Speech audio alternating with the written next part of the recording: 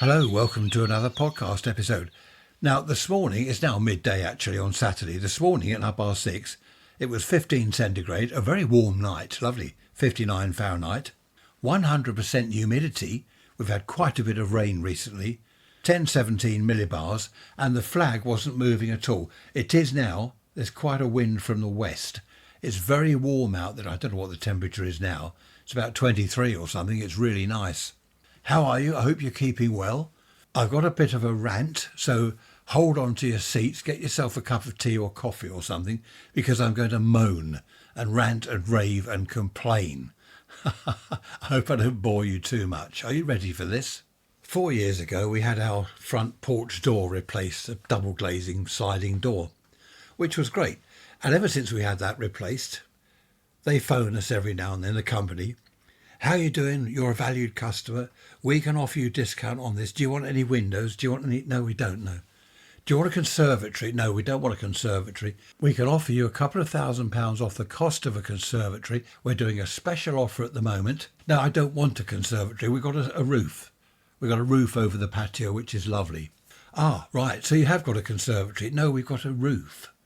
Would you like a conservatory? No, I don't want a conservatory. We can measure up. Look, we'll come round. We'll measure up for you, give you a price, massive discount, valued customer. I don't want a conservatory. This goes on over the 4 years. They must have phoned, I don't know, a dozen times. Maybe I'm exaggerating. Let's say half a dozen times.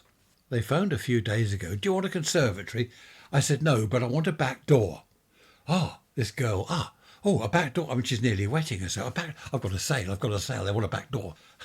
Once she'd calmed down, right, I'll send a chap round. What is it? A back door, kitchen door, patio door, a kitchen door, out of the kitchen onto the patio. Right, I'll send the chap round. He can be there in an hour. I said, oh, okay, yes, I'll be here. Got a phone call an hour later from the chap himself that was going to come round. She was a little premature.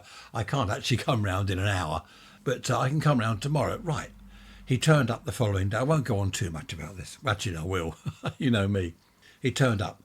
And he said, right, that's the back door. OK, yes, we can do that for you. And I'm thinking, good, this is good. Right, how much? He said, can we sit down? Yes, we're going to sit down. Do you know about the heat loss through the walls, the cavity walls, double glazing?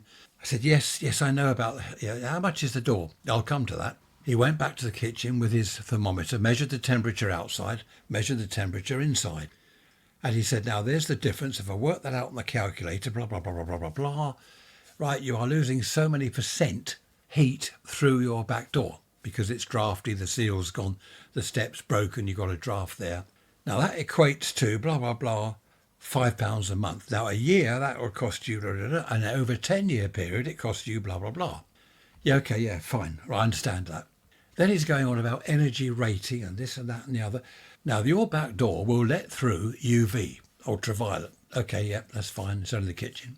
Now, you don't want UV coming through the glass. It will affect your carpets, your furniture. You don't want UV on your furniture or carpets. Well, it's the kitchen. There is no carpet. No, but I'm just... Anyway, this went on and on and on. Now, the hinges, we use this type of hinge, made in England. Nothing from abroad. It's all made in England. And I'll show you the hinge. So he gets this hinge out of his bag, well, a sort of small door frame thing.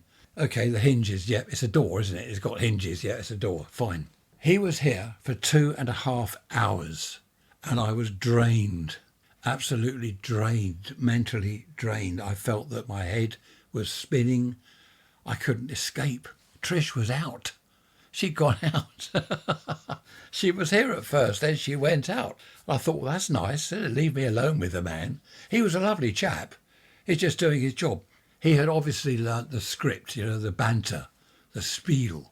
And he's going through everything. I must just tell you about the lock. Now, the locks we use, they're made in England, and there's so many levers, and it does this and that.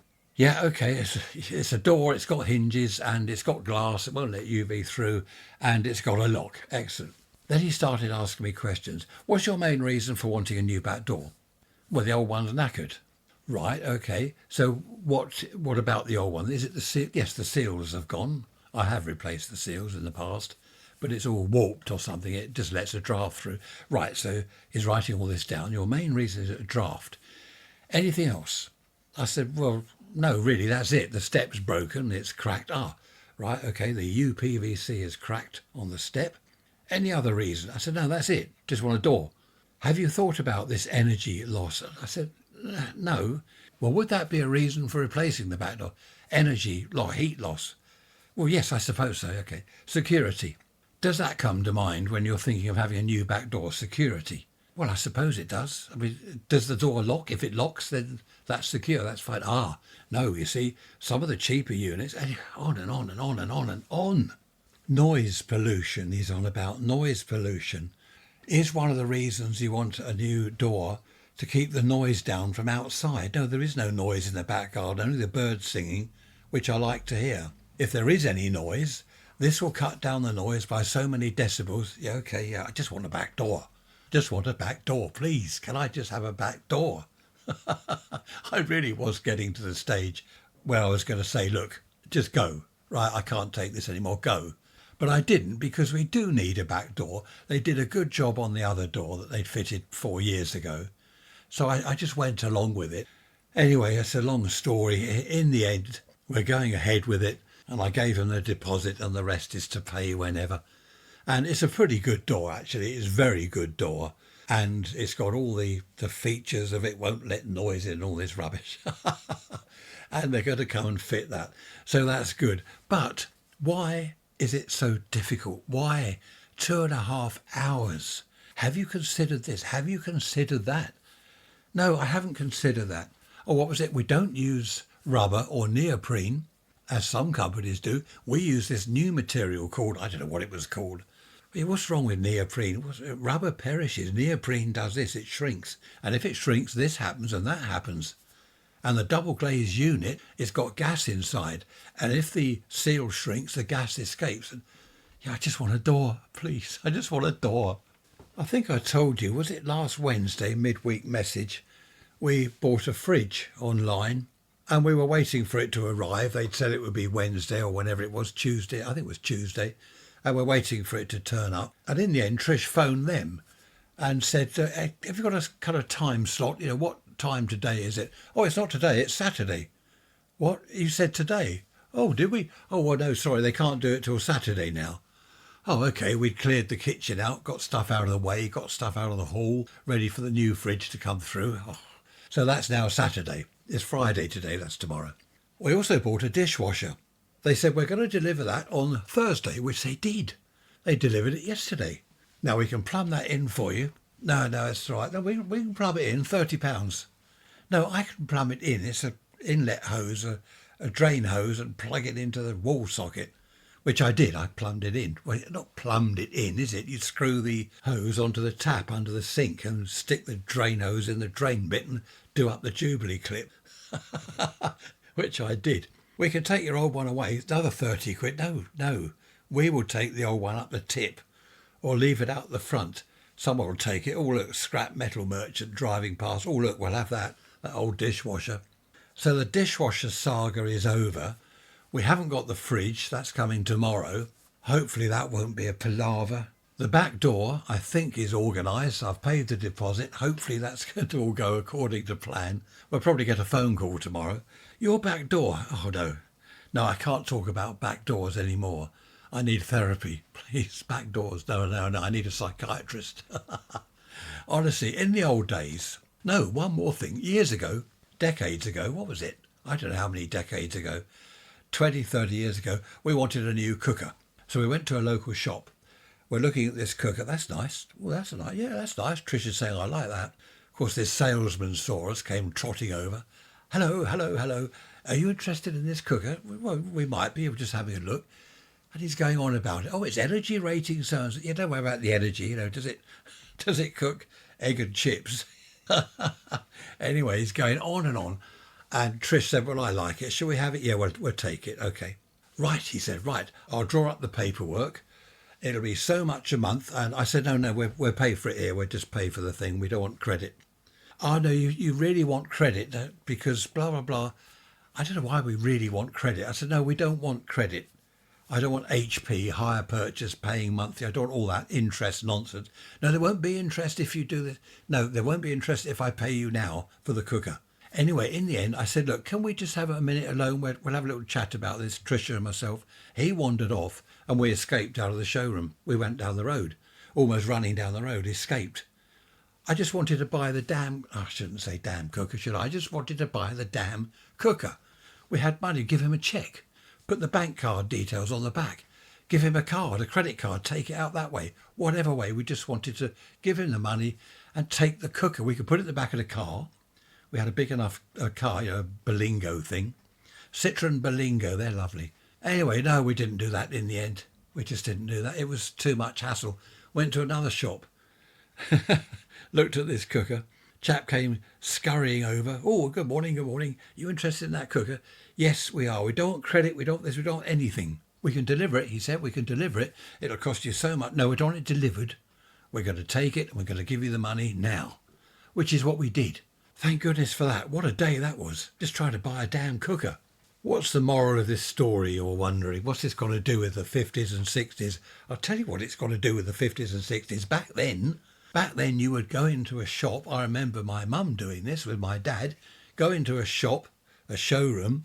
We want that cooker or whatever it was they bought. I can't remember. Certainly the chap said, very helpful, very helpful. So my parents said, yes, we'll have that. The chap said, we can deliver that for you. No charge for delivering it. We can deliver that. Can't do it today, unfortunately, but we can get it to you first thing tomorrow morning.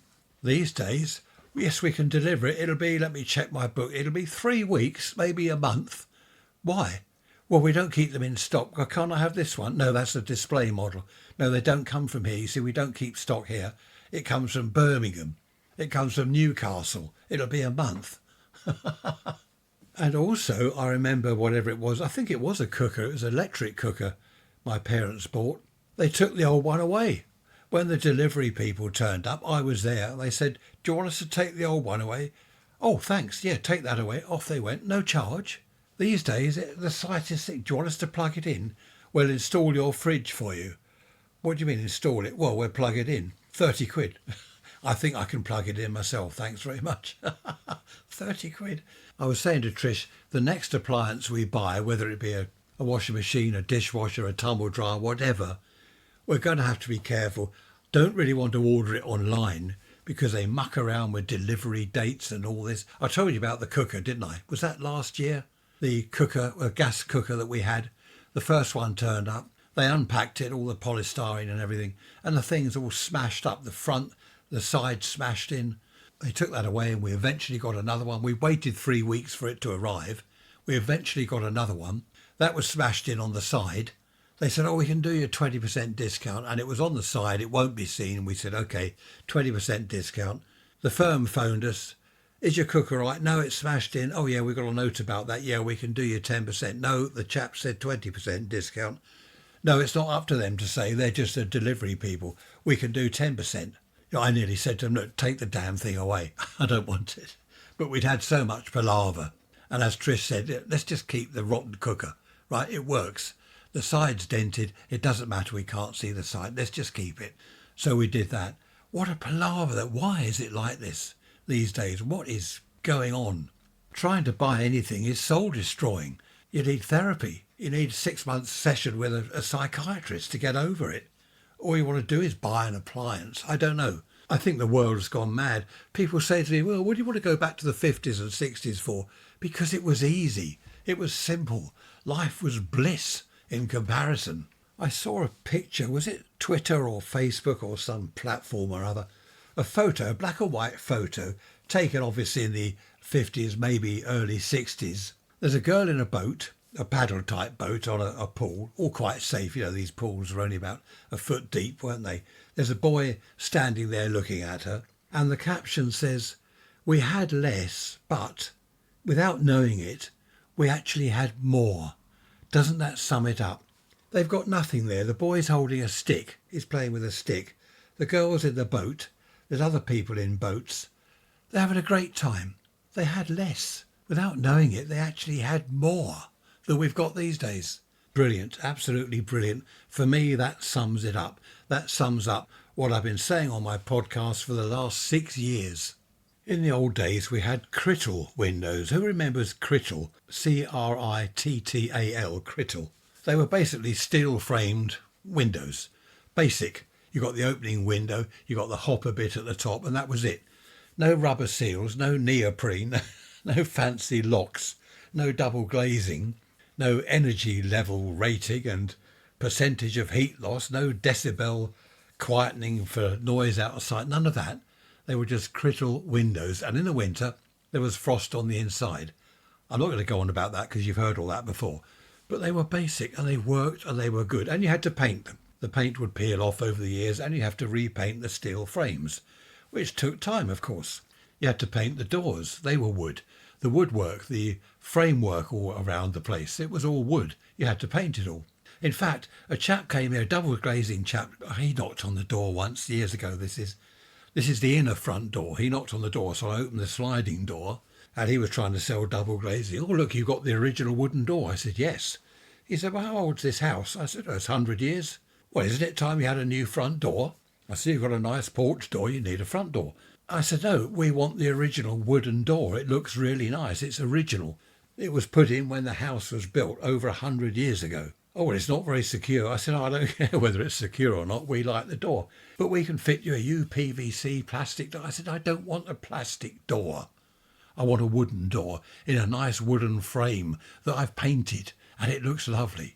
And there's a letterbox in it. The letterbox is also about 100 years old. Anyway, off he scuttled. He didn't like that because we wouldn't have our front door changed. I don't want a plastic front door. Bad enough having plastic everything else. When Tricia finally returned, I told her all this nonsense, and she said, look, you took a hit for the team. Well done, I appreciate that. She said, the next time we have any salesmen round, you go up to your radio room, close the door and hide. I said, no, I'm going round to the pub. I'm going to go in the pub and hide. I don't know. I just don't understand. I won't rant any more about it. You know what I mean. I'm sure a lot of you have had all sorts of good as well, but good and bad, terrible experiences with double glazing and salesmen, appliances, even watching telly. You watch telly on, is it iPlayer or whatever it's called, look back, talk back. What's it called? I don't know. Where you get programs and it starts. Oh, good. It starts. Then it stops. A notice comes up. This isn't available in your area. Well, we've been watching it for 20 minutes. What do you mean it's not available in our area anymore? Press this, press that. Oh, it's come back. Then it freezes. It seizes up. Now what? I mean, it's supposed to be relaxing, entertaining, watching telly. It's not. It's a minefield. Again, you need a kind of resident psychiatrist. Can you sit with me for an hour while I watch this programme? Because it's going to drive me insane, trying to make it work. And now for something completely different. Do you remember Monty Python back in the old days? Monty Python, John Cleese, all that lot. Anyway, now for something completely different. Tomato plants. Any plants. I love wildlife, the squirrels, the foxes, all that lot. The squirrels in particular, they're lovely, but they dig up everything.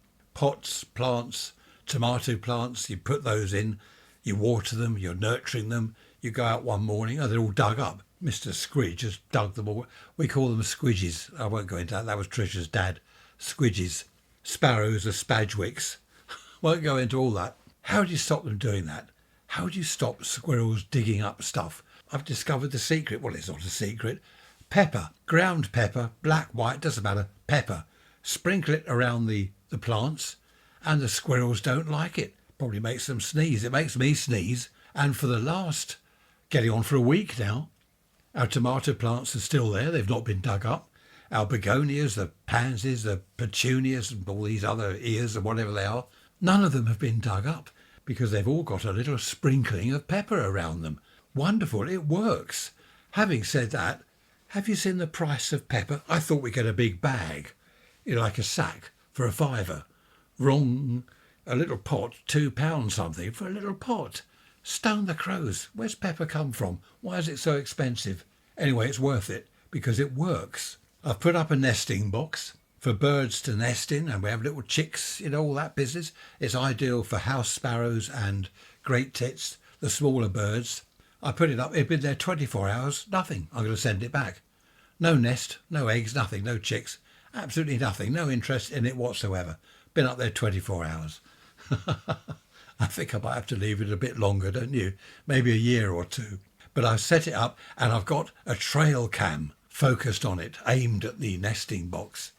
And every day I'm looking at the trail cam and recording, it records when there's movement.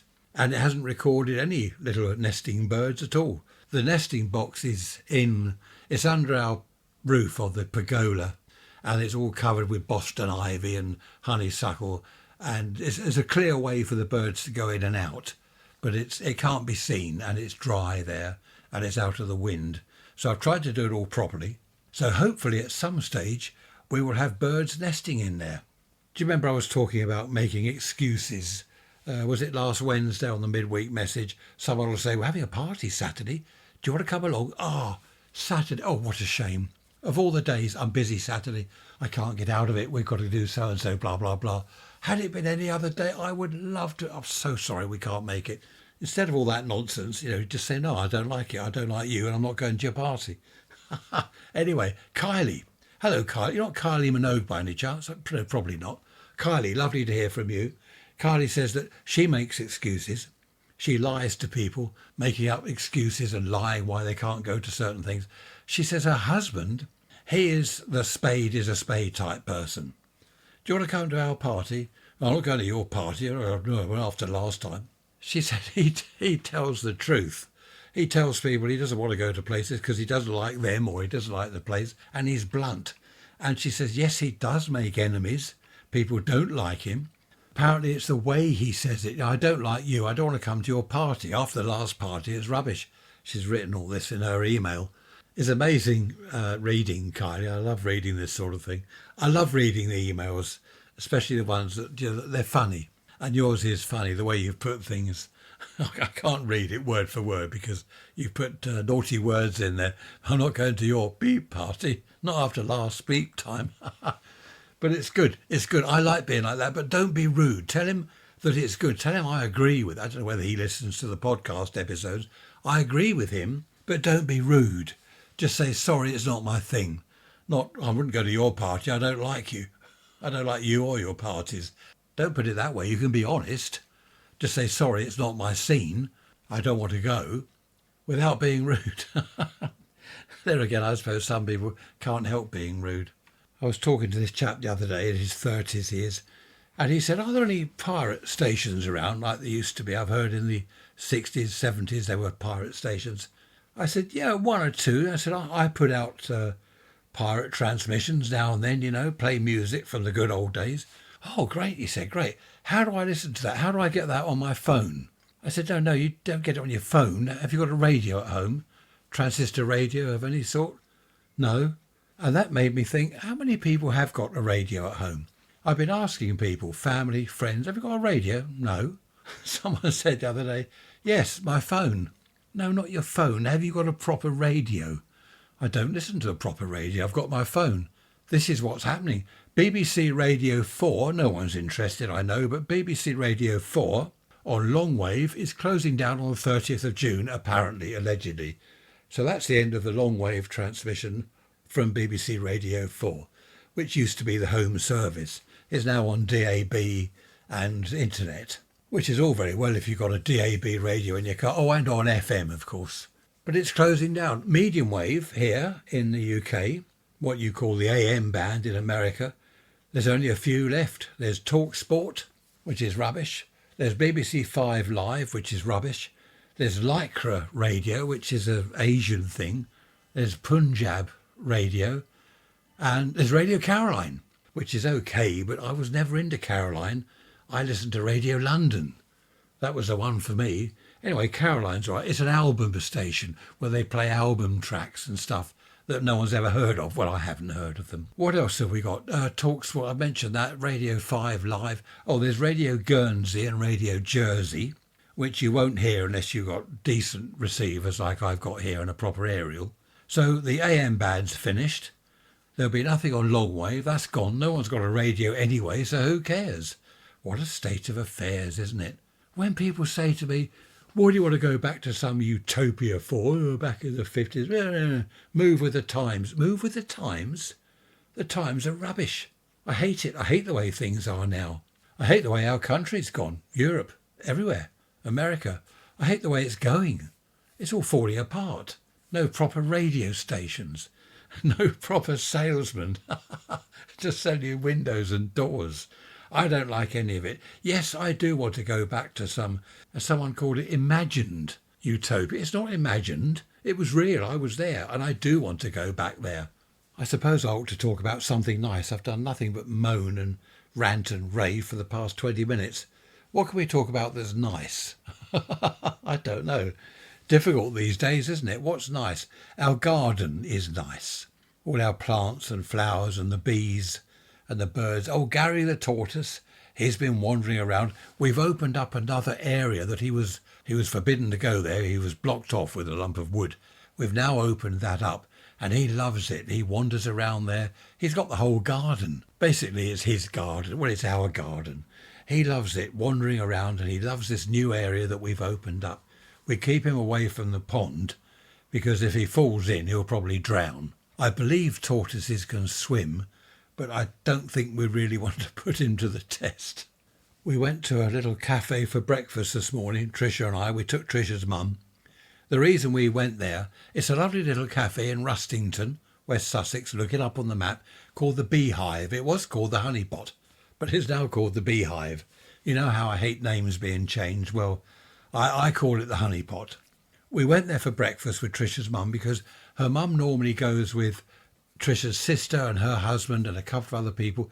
Well, they're all away. Some are on holiday, some have got appointments, some can't make it. So we said to her mum, look, we'll take you, which we did. And it was lovely. It's a proper little cafe. The food was lovely. I'm advertising now, aren't I? Well, why not? The Beehive, Rustington, West Sussex. Lovely place. I called it the Beekeeper. The chap said, no, it's the Beehive, not the Beekeeper.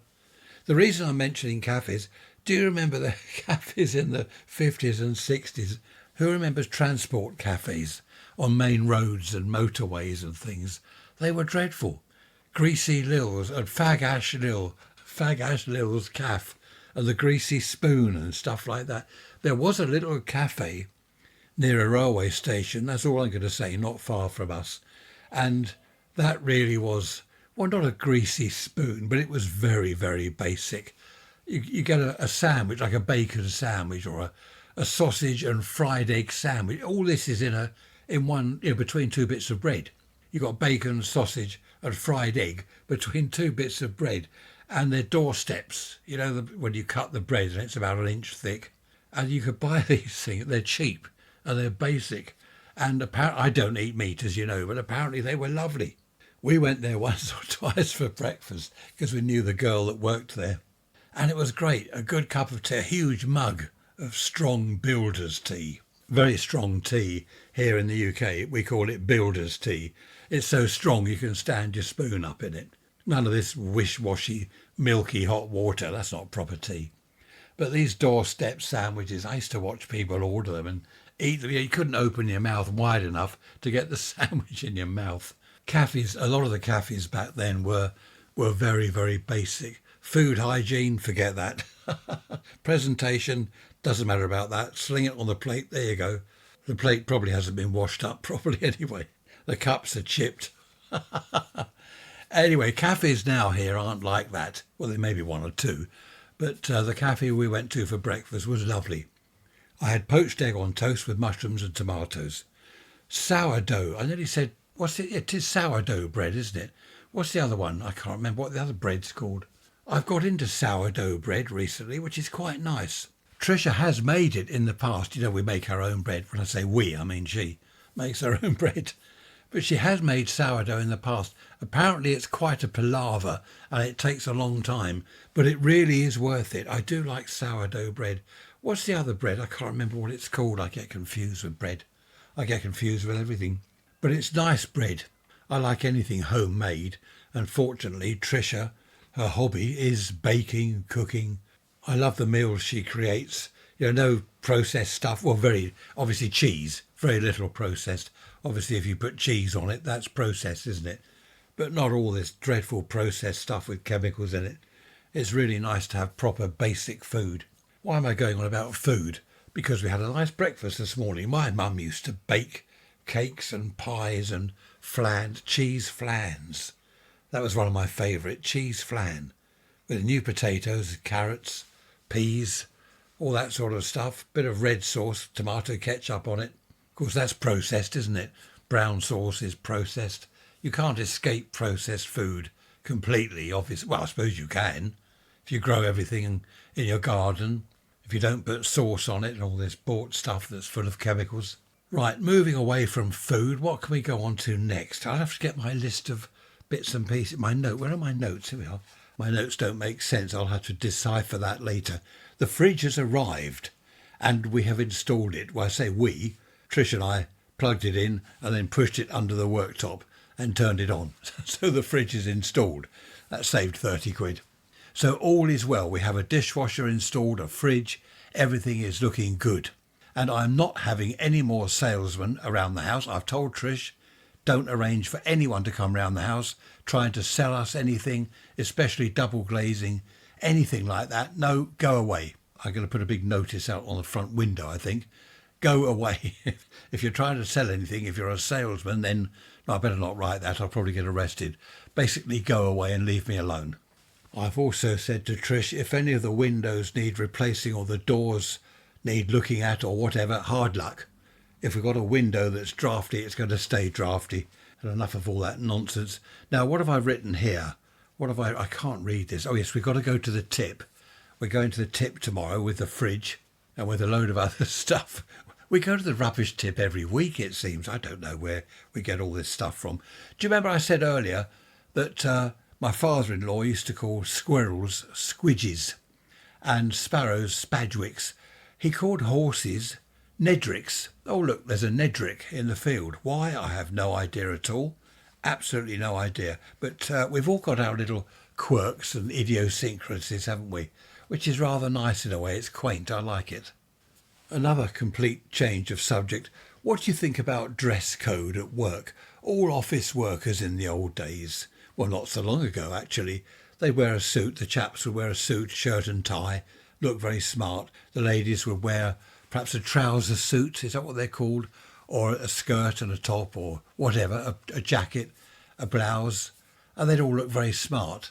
These days it seems that office workers, not all of them, they have an open neck shirt. This is the chap's open neck shirt, no jacket, sleeves rolled up, and trainers. The ones that do wear suits, some of them wear trainers with the suit. I don't kind of get the idea of that. And also, as Trish has been saying, what is now acceptable, which wasn't before, you can wear trainers or whatever they're called with a dress. So you go out in the evening in your dress, you look nice, and on your feet you've got trainers. What do you think about dress code at work? Raise rants at protonmail.com. I remember when I was a child, people would commute to London from down here where I live, and you'd see the people on the railway station or walk into the station in the morning. They'd have their briefcase, their umbrella, suit, and a bowler hat. Who remembers that? A bowler hat. In fact, workmen on building sites, building houses and whatever, 100 years ago, farm workers, they wore bowler. Well, they weren't bowler hats, were they? What were they? They wore hats anyway, which looked like a bowler hat. I think they were bowlers, actually. Why are they called bowlers? I did know. Someone told me once and I forget. So that's a lot of use, isn't it? But what do you think about dress code at work? People in shops, some of them look very smart, but others you think, hang on, you're behind the counter, trainers, jeans and T-shirt. Does that really have a good look? Is that what customers want to see? Everything is changing, isn't it? Teachers at school, I remember my teachers at school, the ladies always look very smart in a skirt and blouse or some sort of dress, and the male teachers wore normally a suit, if not a suit, trousers, perhaps not a matching jacket, but a shirt and tie. Every teacher wore a tie. I don't remember a teacher not wearing a tie.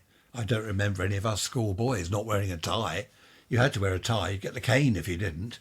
And we had to wear caps. Do you remember the cap?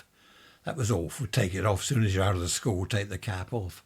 But these days, teachers that I've seen on the news and on the telly, the male teachers wear jeans and T-shirt, the women wear jeans and whatever. I don't know, it all seems to have fallen apart. Interested to get your thoughts on that. I don't know whether you've ever watched Prime Minister's Question Time, midday on a Wednesday every week, when Parliament's sitting, that is, when they're not skiving off on holiday, having some recess where they muck about spending all our money. The dress code, a lot of them wear a tie, the male people wear a tie, but a lot of them don't.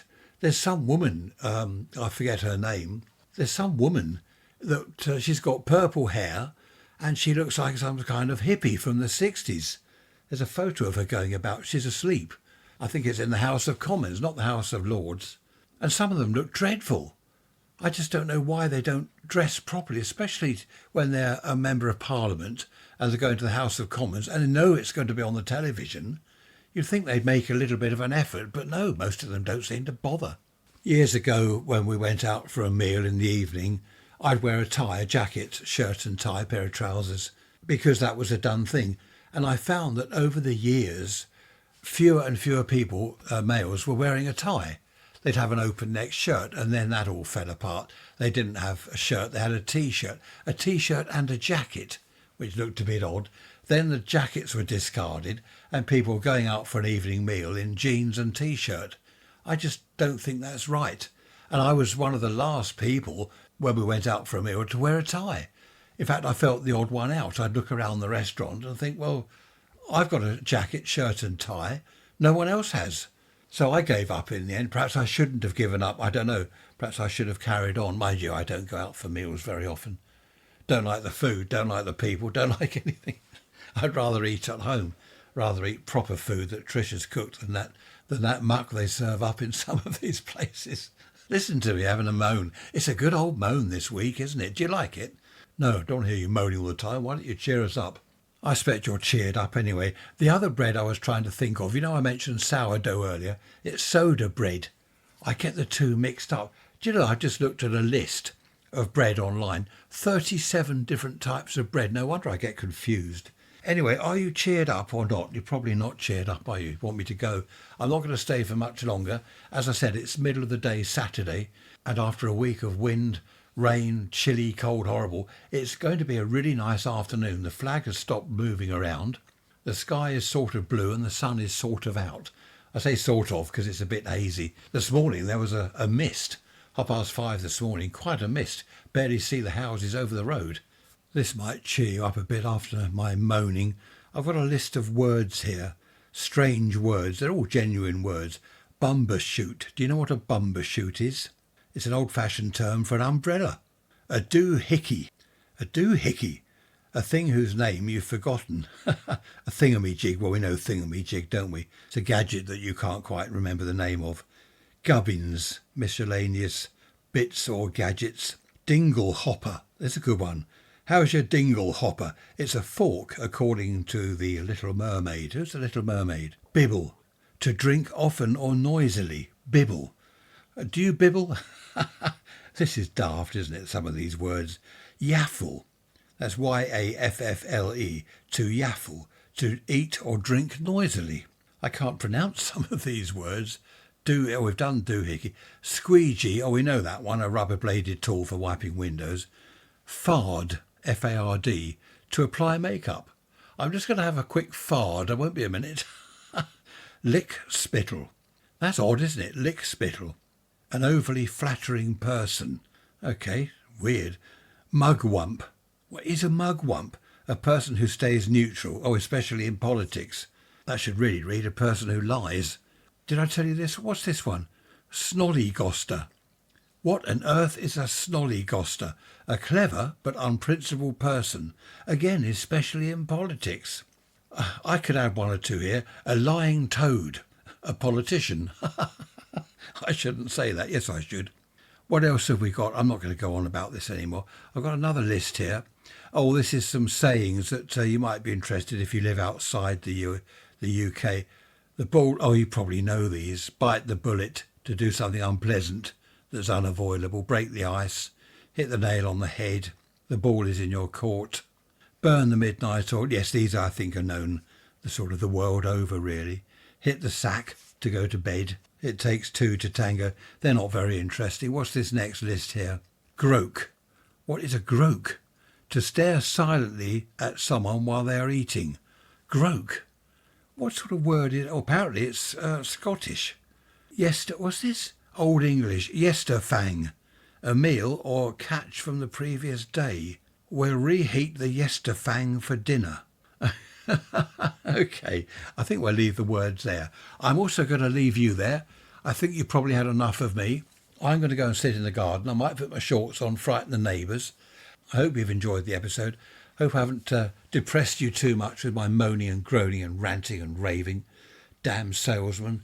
Any salesman listening, all due respect, if you're a salesman, especially double glazing salesman, contact me. Let me know. Have you got any experiences, any anecdotes, anything interesting that our listeners might like to hear? And why is it that you start off saying something is £5,000 and you end up saying, oh, all right, then we'll do it for £2,000? You've got a lot of leeway there, haven't you? What's going on there?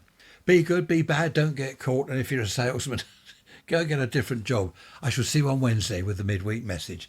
Take care. Thanks for listening. Bye-bye for now.